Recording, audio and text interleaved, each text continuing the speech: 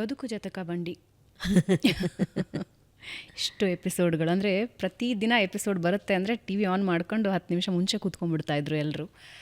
ಆ ಸಂದರ್ಭದಲ್ಲಿ ಹಲವಾರು ಜನರ ಜೀವನಗಳನ್ನ ನೀವು ನೋಡಿದ್ದೀರಿ. ಅವರ ಕಷ್ಟ ಮತ್ತು ಕಷ್ಟ ಅಂದ್ಕೊಳ್ಳೋದನ್ನು ನೋಡಿದ್ದೀರಿ, ಕಷ್ಟ ಅಲ್ಲದ್ದು ಅವರಿಗೆ ಕಷ್ಟ ಆಗೋದನ್ನು ನೋಡಿದ್ದೀರಿ. ಗಂಡ ಹೆಂಡತಿರ ನಡುವಿನ ಸಣ್ಣ ಸಮಸ್ಯೆನೂ ಯಾವ ರೀತಿ ಸಮಸ್ಯೆ ಕ್ರಿಯೇಟ್ ಮಾಡಿದೆ ಅನ್ನೋದನ್ನು ನೋಡಿದ್ದೀರಿ. ಓವರಾಲ್ ನೋಡಿದಾಗ ಗಂಡ ಹೆಂಡತಿಯ ಸಂಬಂಧ ಇತ್ತೀಚಿನ ವರ್ಷಗಳಲ್ಲಿ ಬದಲಾದ ರೂಪ ಹೇಗೆ ಅನಿಸುತ್ತೆ ನಿಮಗೆ? ಎಕ್ಸ್ಟ್ರಾ ಮ್ಯಾರಿಟಲ್ ಅಫೇರ್ಸ್ ಬಗ್ಗೆನೂ ಮಾತಾಡಬಹುದು ನಾವು. ದುಡ್ಡಿಗೋಸ್ಕರ ಜಗಳ ಆಡ್ಕೊಳ್ಳೋದು, ಆಸ್ತಿಗೋಸ್ಕರ ಜಗಳ ಆಡ್ಕೊಳ್ಳೋದು, ಸಂಬಂಧಗಳಿಗೋಸ್ಕರ ಜಗಳ ಆಡ್ಕೊಳ್ಳೋದು ಎಲ್ಲನೂ ನೋಡಿದ್ದೀರಿ ಅಂತ ಅನಿಸುತ್ತೆ. ಆಕರ್ಷಣೆ ಅನ್ನೋದು ಮನುಷ್ಯ ಸಹಜ ಅಂತ ನನಗನ್ಸುತ್ತೆ. ಆ ಆಕರ್ಷಣೆಯನ್ನು ನಿಗ್ರಹ ಮಾಡೋದು ಹೇಗೆ ಅಲ್ವಾ? ಮದುವೆ ಆದಮೇಲೆ ನೀವು ಎಕ್ಸ್ಟ್ರಾ ಮ್ಯಾರಿಟಲ್ ಅಂದಿದ್ದಕ್ಕೆ ಹೇಳ್ತಾ ಇದ್ದೀನಿ. ಮದುವೆ ಆದಮೇಲೆ ಇಂಥವನೊಟ್ಟಿಗೆ ನಾನು ಜೀವನ ಮಾಡ್ತೀನಿ ಅಂತ ನಾನು ಹೊರಟ ಮೇಲೆ ಇನ್ನೊಬ್ಬರ ಬಗ್ಗೆ ಆಕರ್ಷಣೆ ಆಗಬಹುದೇನೋ ಸಹಜವಾಗಿ. ತನ್ನ ಗಂಡನಲ್ಲೋ ಹೆಂಡತಿಯಲ್ಲೋ ಇಲ್ಲದೇ ಇರುವಂತಹ ಯಾವುದೋ ಒಂದು ಗುಣ ಇನ್ಯಾರಲ್ಲೋ ಇಷ್ಟ ಆಗಬಹುದೇನೋ. ಆದರೆ ಆ ಆಕರ್ಷಣೆಗೆ ಒಂದು ಲಕ್ಷ್ಮಣ ರೇಖೆಯನ್ನು ಹಾಕ್ಕೊಂಡು ದಾಟಬಾರ್ದು ಅನ್ನುವ ನಿಗ್ರಹ, ಇದನ್ನು ನಾವು ಎಷ್ಟು ಮಾಡ್ತೀವಿ ಅನ್ನೋದ್ರ ಮೇಲೆ ಎಲ್ಲ ನಿಂತಿದೆ ಅಲ್ವಾ? ಒಂದು ಉದಾಹರಣೆ, ಸಣ್ಣ ಉದಾಹರಣೆ ಕೊಡ್ತೀನಿ. ನನ್ನ ಹತ್ರ ಯಾರೋ ಕೆಲಸ ಮಾಡ್ತಾ ಇರೋರು ಒಬ್ಬರು ಬಂದು ನನ್ನ ಹತ್ರ ಒಂದು ಸಲಹೆ ಕೇಳಿದ್ರು. ಅದು ಅರ್ಧಕ್ಕೆ ನಿಲ್ತು. ಅವ್ರು ಪೂರ್ತಿ ಹೇಳಲಿಲ್ಲ, ಬಟ್ ಅರ್ಧಕ್ಕೆ ನಿಂತು ಹೋಯ್ತು. ಹೋದ್ರವ್ರು. ಆಕೆ ಹೇಳ್ತಾರೆ, ನನ್ನ ಗಂಡ ಇನ್ನೊಬ್ಬಳನ್ನ ಮದುವೆ ಆಗಿದ್ದಾನೆ, ನನಗಿಬ್ಬರು ಮಕ್ಕಳಿದ್ದಾರೆ. ಆದರೆ ಆ ಗಂಡ ಮೊದಲನೇ ಹೆಂಡ್ತಿನ ಬಿಡೋದಕ್ಕೆ ರೆಡಿ ಇಲ್ಲ. ಎರಡನೇ ಹೆಂಡ್ತಿನೂ ಬೇಕು, ಮೊದಲನೇ ಹೆಂಡ್ತಿನೂ ಬೇಕು.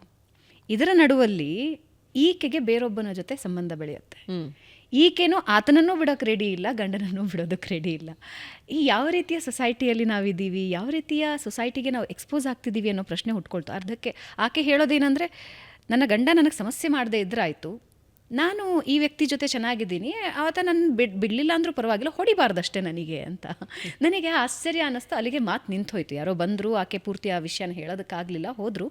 ನನಗೆ ಯಾವ ರೀತಿ ಒಂದು ಸೊಸೈಟಿಗೆ ಎಕ್ಸ್ಪೋಸ್ ಆಗ್ತಾ ಇದೆ ಸಂಬಂಧಗಳು ಅಂತ ಅನ್ಸೋಕ್ಕೆ ಶುರು ಆಯಿತು. ಅಂದರೆ ಇದೊಂದು ಜಸ್ಟ್ ಒಂದು ಎಕ್ಸಾಂಪಲ್ ಕೊಡ್ತಾ ಇದ್ದೀನಿ. ಇಂಥ ಹಲವು ಎಕ್ಸಾಂಪಲ್ಗಳನ್ನು ನಾವು ನೋಡಬಹುದು ಇವತ್ತು. ಅಲ್ಲ, ಇದು ಈ ಕಾಲದ ಸಮಸ್ಯೆ ಅಂತ ನಾವು ಅಂದ್ಕೊಳ್ಳೋದ್ರಲ್ಲೇ ಸಮಸ್ಯೆ ಎಲ್ಲ ಕಾಲದಲ್ಲೂ ಇದ್ದಿದೆ, ಎಲ್ಲ ಕಾಲದಲ್ಲೂ ಇತ್ತು. ಬಟ್ ಇತ್ತೀಚಿನ ದಿನದಲ್ಲಿ ಎಕ್ಸ್ಪೋಜರ್ ಹೆಚ್ಚಾಗ್ತಾ ಆಗ್ತಾ ಆ ಸಮಸ್ಯೆಗಳು ಹೆಚ್ಚಾಗ್ತಿದೆ ಅನಿಸುತ್ತೆ. ಇತ್ತೀಚಿನ ದಿನಗಳಲ್ಲಿ ಹೊರಗಡೆ ಬರ್ತಾ ಇದೆ ಅಷ್ಟೇ. ಓಕೆ ಅದಕ್ಕೆ ಹೇಳಿದೆ, ಈ ಆತ್ಮನಿಗ್ರಹ ಅನ್ನೋದು ಮನುಷ್ಯನಿಗೆ ಬಹಳ ಕಷ್ಟದ್ದು ಮತ್ತು ಬೇಕಿರೋದು. ಈ ಅರಿಷಡ್ ವರ್ಗಗಳನ್ನ ಗೆಲ್ಲೋದೇ ಬದುಕು ಅಂತಾರೆ, ಗೊತ್ತಾ? ಏನು ಅರಿಷಡ್ ವರ್ಗ? ಕಾಮ, ಕ್ರೋಧ, ಮೋಹ, ಮದ, ಮಾತ್ಸರ್ಯ ಅಲ್ವಾ? ಈ ಅರಿಷಡ್ ವರ್ಗಗಳನ್ನ ಗೆದ್ದರೆ ನೀವು ಬೇರೆ ಒಂದು ಮಟ್ಟಕ್ಕೆ ಬದುಕು, ನಮ್ಮ ಕಾನ್ಷಿಯಸ್ನೆಸ್ ಎಲ್ಲ ಹೊರಟೋಗುತ್ತೆ ಅನ್ನೋದು. ಸೊ ಈ ಆತ್ಮನಿಗ್ರಹ ಅನ್ನೋದು ಒಂದು ಸಮಾಜದ ಮೌಲ್ಯವಾಗಿತ್ತು. ಈಗ ನೋಡಿ, ಧರ್ಮ ಅನ್ನೋದು ಬದಲಾಗಲ್ಲ. ಧಾರಯತಿ ಇತಿ ಧರ್ಮ. ಸೊ ನಿಮಗೆ ಧರ್ಮ ಅನ್ನೋದು ಶಾಶ್ವತ. ಮೌಲ್ಯಗಳು ಕಾಲದಿಂದ ಕಾಲಕ್ಕೆ ಬದಲಾಗ್ತಿವೆ, ಅಥವಾ ಆಚರಣೆಯಲ್ಲಿ ವ್ಯತ್ಯಾಸಗಳನ್ನ ನಾವು ನೋಡ್ತಾ ಇದ್ದೀವಿ. ಒಂದು ಉದಾಹರಣೆ, ನೀವು ಹೇಳಿದ್ದಕ್ಕೆ ನಾನು ಪ್ರತ್ಯುತ್ತರವಾಗಿ ಒಂದು ಉದಾಹರಣೆ ಕೊಡ್ತೀನಿ.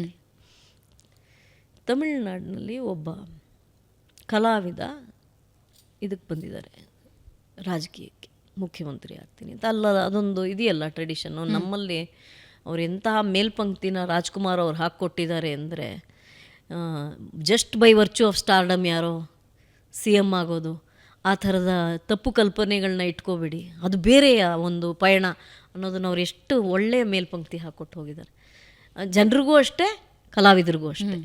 ನೀವು ರಾಜಕೀಯ ಅಂದರೆ ನೀವು ಅಲ್ಲಿ ಹೋಗಿ ದುಡಿಬೇಕು, ಸುಮ್ಮನೆ ಇವತ್ತು ಅಂದ್ಕೊಂಡು ನಾಳೆ ಆಗೋಕ್ಕಾಗಲ್ಲ ಅಂತ. ಅದಕ್ಕೆ ತಮಿಳ್ನಾಡು ಬೇರೆ ಇರುತ್ತೆ. ಅವರಲ್ಲಿ ಇದು ಜಾಸ್ತಿ, ಅಂದರೆ ಜಯಲಲಿತಾ. ಸೊ ಅವ್ರಿಗೆ ಒಂದು ಆ ಸಿನಿಮಾನ ಸೀರಿಯಸ್ ಆಗಿ ತೊಗೊಂಡ್ಬಿಡ್ತಾರೆ ಅವರು. ಹಾಗಾಗಿ ಅವರು ಮುಖ್ಯಮಂತ್ರಿ ಆಗ್ತೀನಿ ಅಂತ ಬಂದಿದ್ದಾರೆ. ಈಗ ಅವರು ಇದೆಲ್ಲದರ ಮಧ್ಯೆ ಅವ್ರ ಹೆಂಡತಿ ಒಂದು ಪೆಟಿಷನ್ ಹಾಕಿದ್ದಾರೆ ಚೆಂಗಲ್ಪೇಟ್ ಕೋರ್ಟಲ್ಲಿ. ಏನಂತ, ನನ್ನ ಗಂಡ ನನ್ನ ಸರಿಯಾಗಿ ನೋಡ್ಕೋತಾ ಇಲ್ಲ, ನನ್ನ ಮಕ್ಕಳಿಗೆ ಅವ್ರಿಗೆ ನೋಡ್ಕೋತಾ ಇಲ್ಲ, ನಾನು ಭಾರತೀಯ ನಾಗರಿಕಳಲ್ಲ, ಹಾಗಾಗಿ ನನಗೆ ಮನೆ ಕೂಡ ಇಲ್ಲ, ಗಂಡನ ಮನೆ ನನ್ನ ಮನೆ ಅಂತ ಅಂದ್ಕೊಳ್ಳೋಕ್ಕೂ ಆಗಲ್ಲ, ಯಾಕೆಂದರೆ ಅಲ್ಲಿ ನನಗೆ ನೆಲೆ ಇಲ್ಲ, ಇರಕ್ಕೆ ಬಿಡ್ತಿಲ್ಲ. ಇದೆಲ್ಲದಕ್ಕೂ ಕಾರಣ ಮತ್ತೋರ್ವ ಕಲಾವಿದೆ, ಅಗತ್ಯವಿದ್ದರೆ ಆಕೆ ಹೆಸರನ್ನ ಹೇಳ್ತೀನಿ ಅಂತ ಅವರು ಪೆಟಿಷನ್ ಹಾಕಿದ್ದಾರೆ ಕೋರ್ಟ್. ಸಾಮಾನ್ಯವಾಗಿ ಏನಾಗುತ್ತೆ ಈ ಥರದ್ದು, ಸಾಮಾನ್ಯವಾಗಿ ಏನಾಗ್ತಿತ್ತು ನಮ್ಮ ಸಮಾಜದಲ್ಲಿ ಈ ಥರದ್ದಾದಾಗ, ಅದರಲ್ಲೂ ನಮ್ಮ ಬಗ್ಗೆ ನಮ್ಮ ಅಂತರಂಗದ ವಿಚಾರ ಹೊರಗಡೆ ಗೊತ್ತಾಗದೇ ಇರಲಿ ಅಂತಲೇ ಯಾವಾಗಲೂ ಇರುತ್ತೆ.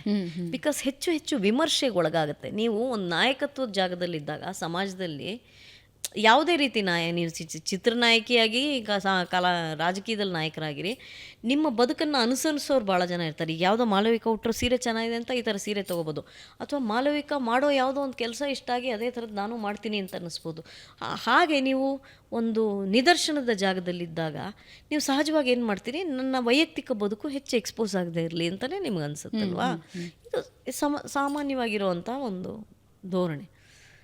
ಇವರು 2 ದಿನ ಬಿಟ್ಕೊಂಡು ಯಾವ ಕಲಾವಿದೆಯನ್ನು ಅವ್ರು ಸೂಚ್ಯವಾಗಿ ಹೇಳ್ತಾ ಇದ್ದಾರೋ ಆಕೆ ಜೊತೆನೇ ಒಂದು ಮದುವೆಗೆ ಹೋಗ್ತಾರೆ, ಟ್ವಿನ್ನಿಂಗ್ ಮಾಡಿಕೊಂಡು, ಅದೇ ಒಂದೇ ಥರ ಬಟ್ಟೆ ಹಾಕ್ಕೊಂಡು. ಸೊ ಇದು ಒಂಥರ ನನಗೆ, ಫಾರ್ ಮೀ ದಟ್ ವಾಸ್ ಏನೋ, I don't know what to call it, it was a tipping moment ಅಂತಾರೆ ಇಂಗ್ಲೀಷಲ್ಲಿ. ಅಂದರೆ ಇದು ಯಾವ ಸಮಾಜದಲ್ಲಿ ನಾವು ಬದುಕ್ತಾ ಇದ್ದೀವಿ ಅಂತ ನಮ್ಗೆ ಭಾಳ, ಇದು ಯಾವಲೋ ಒಂದು 10-20 ವರ್ಷಕ್ಕೆ ಒಂದು ಸತಿ ಆ ಥರದ್ದು ನಮಗೊಂದು ಇದು ಬರುತ್ತೆ ಥಾಟ್, ಇದೇನಪ್ಪ. ಮತ್ತು ಇದೊಂದು ಭಾಗ ಆಯಿತಾ, ಒಬ್ಬ ನಾಯಕ ಹೀಗೆ ಮಾಡಿಬಿಟ್ನಲ್ಲ ಅನ್ನೋದು ಒಂದು ಭಾಗ. ಹಿಂದೆ ಎಲ್ಲ ನಾನು ಅದಕ್ಕೆ ಹೇಳಿದೆ, ಎಂಥ ಮೇಲ್ಪಂಕ್ತಿ. ಈಗ ಇವರು ಎನ್ ಟಿ ರಾಮರಾವ್ ಕೃಷ್ಣನ ಪಾತ್ರ, ರಾಮನ ಪಾತ್ರ ಮಾಡೋರು, ಅವರು ಆ ಇಡೀ ದಿವಸ ಮೇಕಪ್ ಹಾಕ್ಕೊಂಡಾಗ ಊಟ ಕೂಡ ಮಾಡ್ತಾ ಇರಲಿಲ್ವಂತೆ. ಬೇರೆ ಅಭ್ಯಾಸಗಳೆಲ್ಲ ಬಿಟ್ಬಿಡಿ, ಬೆಳಗ್ಗೆ 3:30 ಊಟ ಮಾಡಿಬಿಡೋರಂತೆ, ಆಮೇಲೆ ಮೇಕಪ್ ಹಾಕ್ಕೊಂಡು ಇಡೀ ದಿವಸ ಆ್ಯಕ್ಟ್ ಮಾಡೋರು. ಅಂದರೆ ಸಮಾಜ ನಮ್ಮನ್ನು ಅನುಕರಣೆ ಮಾಡುತ್ತೆ, ಅನುಸರಿಸುತ್ತೆ ಅನ್ನೋ ಕಾರಣಕ್ಕೆ ತಾನು ಯಾವ ರೀತಿ ಬದುಕಬೇಕು, ಸಾರ್ವಜನಿಕವಾಗಿ ಸಿಗರೇಟ್ ಸೇದೋದು, ಸಾರ್ವಜನಿಕವಾಗಿ ಬೇರೆ ಥರದ್ದು, ಇದನ್ನೆಲ್ಲ ಹೇಗೆ ಅವರೆಲ್ಲ ನಿಗ್ರಹ ಮಾಡ್ಕೋತಾ ಇದ್ರು ಹಿಂದಿನ ಕಲಾವಿದರು. ಬಿಕಾಸ್ ಆ ಸಮಾಜದ ಪ್ರತಿ ಅವರ ಬದ್ಧತೆ. ಸೊ ಅದು ಈ ಕಲಾವಿದರಿಗೆ ಆ ಬದ್ಧತೆ ಇಲ್ಲ ಅನ್ನೋದು ಒಂದು ಭಾಗ. ಅವರು ಡೈವರ್ಸೇ ಆಗಿಬಿಟ್ಟಿದ್ರೆ ಯಾರೂ ಪ್ರಶ್ನೆ ಮಾಡ್ತಾ ಇರಲಿಲ್ಲ. ಆಕೆ ತನ್ನ ಕಷ್ಟಗಳನ್ನು ಹೀಗೆ ಬಹಿರಂಗವಾಗಿ ಹೇಳ್ಕೊಂಡ ಮೇಲೆ ಇವ್ರು ಇದನ್ನು ಮಾಡಿದಾಗ ಏನಪ್ಪ ಇದು ಅಂತ ಅನಿಸುತ್ತೆ. ಆದರೆ ಅವರ ಫ್ಯಾನ್ಸ್ ಆರು ವಾಟ್ ಎವರ್ ಫಾಲೋವರ್ಸ್ ಇವರೆಲ್ಲ ನಮ್ಮ ಅಣ್ಣ ಮಾಡಿದ್ದು ಸರಿ ಅಂತ ವಾದ ಮಾಡೋ ಒಂದು ಗುಂಪಿದೆ. ನಿಮಗೆ ಭಯ ಶುರುವಾಗೋದು ಆ ಗುಂಪಿನ ಬಗ್ಗೆ. ಇವರೇನೋ ಮಾಡ್ಕೊಂಡು ಹೋಗ್ತಾರ್ರಿ, ದೊಡ್ಡ ಕಲಾವಿದರು, ಸೂಪರ್ ಸ್ಟಾರ್ಗಳು ಏನೋ ಮಾಡ್ಕೊಂಡು ಹೋಗ್ತಾರೆ. ಅವ್ರ ಹತ್ರ ಧಾರಾಳವಾಗಿ ಹಣ ಇರುತ್ತೆ, ಅವ್ರ ಹೆಂಡ್ತಿನೇ ಯಾರೋ ಇಬ್ಬರು ಕೂರಿಸ್ಬೋದು, ಅದನ್ನು ಸರಿ ಮಾಡಿಸ್ಬೋದು, ಅವರು ಬಗೆಹರಿದು ಬಿಡ್ಬೋದು. ಬಟ್ ನಾನು ಹೇಳೋದು ಇದನ್ನು ಅನುಸರಿಸ್ತೀವಿ ಅನ್ನೋ ಮುಂದಿನ ಪೀಳಿಗೆ ಕತೆ ಹೇಳಿ. ಸೊ ಈ ಥರದ ಮೌಲ್ಯ ಪತನ ಆದಾಗ ಏನಾಗಬಹುದು ಸಮಾಜ ಅನ್ನೋ ಭಯ ಆಗುತ್ತೆ. ಅದರಲ್ಲೂ ನಮ್ಮ ಸಮಾಜ ಬೇರೆ ರೀತಿ ಆಲೋಚನೆ ಮಾಡೋ ಸಮಾಜ. ನಾನು ಅದಕ್ಕೆ ಹೇಳಿದೆ, ಮದುವೆ ಆಗುವಾಗ ಬಹಳ ನೀವು ತುಂಬ ಆಲೋಚನೆ ಮಾಡಿ ಮದುವೆ ಮಾಡ್ಕೊಳ್ಳೋ ಕಾಲ ಬಂದಿದೆ. ಬದುಕು ಜಟಕಾ ಬಂಡಿ ಮಾಡುವಾಗ ನಾನು ಕಂಡುಕೊಂಡಿದ್ದ ಮತ್ತೊಂದು ಸತ್ಯ ಏನು ಅಂದರೆ, ಹಿಂದೆ ಎಲ್ಲ ಈಗ ನಮ್ಮ ತಾಯಿಗೆ ಒಡ ಹುಟ್ಟಿದವರು ಎಷ್ಟು ಜನ, 10 ಜನ ಅವ್ರ ಮನೇಲಿ ಮಕ್ಕಳು. Okay, she had 6 sisters and 3 brothers. So that's a big family. So 7 ಜನ ಹೆಣ್ಮಕ್ಳಿದ್ದಾಗ ಯಾವುದೇ ಒಬ್ಬ ಹೆಣ್ಮಗಳು ವಾಪಸ್ ಹೋಗೋಕ್ಕೆ ಜಾಗ ಇರಲಿಲ್ಲ. ಹೌದಾ? ಈಗ 2ನೇ ಒಳಗೋ 3ನೇ ಒಳಗೋ 4ನೇ ಒಳಗೋ 5 ನಮ್ಮ ತಾಯಿ 5ನೇವ್ರಿಗೆ ಸಮಸ್ಯೆ ಅಂದ್ಕೊಳ್ಳಿ, ವಾಪಸ್ ಒಂದು ಇನ್ನಿಬ್ರು ಇದ್ದಾರೆ ಹೋಗು ಅಂತ ಆಚೆ ಕಳಿಸ್ಬಿಡೋರು. ಕರೆಕ್ಟಾ? ಅಪ್ಪ ಅಮ್ಮನಿಗೆ ಬೇರೆ ಮಕ್ಕಳನ್ನ ಸಾಗಿಸೋ ಕೆಲಸ ಇತ್ತು, ಅವ್ರನ್ನ ಸಾಗಾಕೋ ಕೆಲಸ ಇತ್ತು. ಇವತ್ತು ಮಕ್ಕಳು ಇವತ್ತು ಅಂತ ನಾನು ಹೇಳೋದು, ವಿ ಸ್ಟಾರ್ಟೆಡ್ ಡೂಯಿಂಗ್ ಬದುಕು ಜಟಕಾ ಬಂಡಿ ಅಬೌಟ್ 15-20 years ago ಅಲ್ವಾ. ಅವತ್ತಿನ ಕಾಲಕ್ಕೆ about 18 years ago 18 years ago ಅಷ್ಟಷ್ಟು ಜನ ಮಕ್ಕಳೇ ಇರ್ತಾ ಇರಲಿಲ್ಲ ಮನೇಲಿ, 3ರಿಂದ 4 ಜನ. ತುಂಬ ಈ ಮ್ಯಾರಿಟಲ್ ಡಿಸ್ಪ್ಯೂಟಲ್ಲಿ ಫಸ್ಟು ಹೆಣ್ಮಕ್ಳು ಅಪ್ಪ ಮನೆ ಏನು ಬೇಡ, ಅವಳೇನು ಅವ್ನ ಮನೇಲಿ ಇರೋದು ಬೇಡ, ನಾನು ಸಾಕೋತೀನಿ, ನಾನು 2 ಹೊತ್ತು ಊಟ ಹಾಕಲ್ವಾ ಅಂತ ಅಪ್ಪ ಮನೆ ಇನಿಷಿಯೇಟಿವ್ ತೊಗೊಂಬಿಡೋರು. ಯಾಕೆ ಹೇಳ್ತಾ ಇದ್ದೀನಿ, ಈ ಹೆಣ್ಮಕ್ಳು ಭಯ ಇಲ್ಲ ನೋಡಿ, ಅಯ್ಯೋ ನಾನಾದ್ಮೇಲೆ ಇಬ್ಬರಿದ್ದಾರೆ, ನಾನು ವಾಪಸ್ ಹೋಗ್ಬಿಟ್ರೆ ಅವ್ರ ಕತೆ ಏನು ಅಂತ ಆಲೋಚನೆ. ಅಂದರೆ ನಾನು ಹೇಳ್ತಾ ಇರೋದು ಓನ್ಲಿ ಅಡ್ಜಸ್ಟ್ ಮಾಡ್ಕೊಳ್ಳೋ ಪಾಯಿಂಟ್ ಆಫ್ ವ್ಯೂ ಇಂದ. ಸಮಸ್ಯೆಗಳಿದ್ದರೆ ಬಗೆಹರಿಸ್ಕೊಳ್ಳೋಣ ಅನ್ನೋ ದೃಷ್ಟಿಯಲ್ಲಿ. ಈಗ complete break down of marriage ಆಗಿಬಿಟ್ರೆ ಆ ಮದುವೆಯಲ್ಲಿ ಇರಬಾರ್ದು. ಅದು ಯಾರಿಗೂ ಒಳ್ಳೆಯದಲ್ಲ. ನಮ್ಮ ದೈಹಿಕ ಮಾನಸಿಕ ಆರೋಗ್ಯಕ್ಕೆ ಅದು it's not a good thing. Total break down ಆಗಿಬಿಡುತ್ತೆ. ಅಂದರೆ ಕಂಪ್ಲೀಟ್ ನಾಲಾಯಕ್ ಗಂಡ, ಚೆನ್ನಿಗ್ರಾಯನ್ ಥರ ಗಂಡ ಅಂದರೆ ಐ ಥಿಂಕ್ ನಂಜಮ್ಮಂಗೂ ಡೈವರ್ಸ್ ಕೊಡ್ಬೋದು. ಬಟ್ ಅವಳು ಹೇಗಿದ್ಲು, ಹಾಂ, ಸಿ ದಟ್ಸ್ ಅ ಬ್ಯೂಟಿ. ಇರಲಿ. ಸೊ ಆ ಥರದ್ದಾದರೆ ಬೇರೆ. ಭಾಳ ಸಣ್ಣ ಕಾರಣಗಳಿಗೆ, ಸುಲಭದ ಕಾರಣಗಳಿಗೆ ಮನೆಗೆ ಬರೋಕ್ಕೆ ಅಪ್ಪ ಅಮ್ಮನೂ ಅದಕ್ಕೆ ಸಹಕಾರ ಕೊಡ್ತಾ ಇದ್ದಾರೆ ಅಥವಾ ಬೆಂಬಲ ಕೊಡ್ತಾ ಇದ್ದಾರೆ ಅನ್ನೋದು ಎಲ್ಲರೂ ಆಲೋಚನೆ ಮಾಡಬೇಕಾಗಿರೋ ವಿಚಾರ. Parents have to think. See you got married, ನಿನಗೆ ಇಷ್ಟು ಖರ್ಚು ಮಾಡಿ ಮದುವೆ ಮಾಡಿದ್ದೀವಿ, ನಿನ್ನ ಇಷ್ಟದ ಪ್ರಕಾರನೇ ಮದುವೆ ಮಾಡಿದ್ದೀವಿ. ಈಗ ಎಷ್ಟೋ ಕಡೆ ನಾವು ಇದೆಲ್ಲ ನೋಡ್ತೀವಲ್ಲ, ರೀಲ್ಸು ಗಿಲ್ಸು ಅದರಲ್ಲೆಲ್ಲ ಕೊನೆ ಗಳಿಗೆಯಲ್ಲಿ ಬೇಡ ಅಂತಲೇ ಹೊಟ್ಟೋಗ್ತಾರಲ್ಲ ಹೆಣ್ಮಕ್ಳು, ಅಲ್ವಾ, ನನಗೆ ಬೇಡ ಇವನು ಅಂತ. ಸೊ ನಿಮ್ಗೆ ಆ ಕ್ಷಣದವರೆಗೂ ಟೈಮ್ ಇದೆ. ನಾನು ಅನೇಕ ಜನ ಹೆಣ್ಮಕ್ಳಿಗೆ ಇನ್ವಿಟೇಷನ್ ತೊಗೊಂಬರೋ ಹೆಣ್ಮಕ್ಳಿಗೆ ಹೇಳ್ತೀನಿ, ಅಪ್ಪ ಅಮ್ಮ ನೋಡಿ ಅರೇಂಜ್ಡ್ ಮ್ಯಾರೇಜ್ ಆ ಥರದ್ದಿದ್ದರೆ ಕೊನೆ ಗಳಿಗೆವರೆಗೂ ಟೈಮ್ ಇದೆ, till you commit. Because after that it becomes difficult to break a marriage. So ನಿಮ್ಗೆ ಆ ಟೈಮ್ವರೆಗೂ ಸಮಯ ಇದೆ. ಇಷ್ಟ ಇಲ್ವಾ ಹೇಳಿಬಿಡಿ.